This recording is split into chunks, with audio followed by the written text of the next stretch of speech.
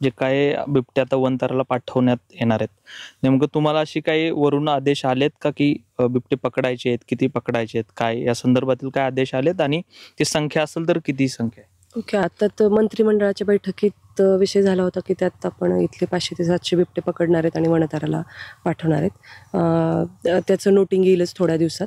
पण एक आधीचीच काळजीची उपाययोजना म्हणून वन विभागाने पूर्वीच वनतारा कॉन्टॅक्ट केला होता आणि महाराष्ट्रातल्या इतर झूलाही कॉन्टॅक्ट केलेला आहे. ज्याच्या इतर झूला पाठवताना आम्ही 75 बिबटे ट्रान्सलोकेशनचा प्रस्ताव ऑलरेडी पाठवला होता.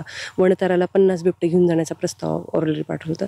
तर ही घटना झाली, मंत्रिमंडळाची बैठक झाली, तर त्यातल्या सूचनेनुसार आम्ही जे आधी प्रपोजल पाठवलं होतं 50चं, त्याला त्यांनी ॲक्सेप्टन्स दिले आणि ते इथून घेऊन जायला तयार आहेत. तर मी असं ऐकलं आता मगाशी काल डी सर म्हणत होते, आज वळसे पाटील सर म्हणत होते की वनताराची टीम आपल्याकडे येणार आहे. तर तसा मलाही फोन एक आलेला आहे मॅनेजमेंट थ्रू वनताराच्या की ते जागेवर पिंपरखेडमध्ये येणार आहेत आणि इथल्या जागेची पाहणी करणार आहेत की काय परिस्थिती आहे आणि आपण इथले बिबटे किती घेऊन जाऊ शकतो आणि त्यांना तिथे किती फॅसिलिटी तयार करावी लागेल ह्या दृष्टीने.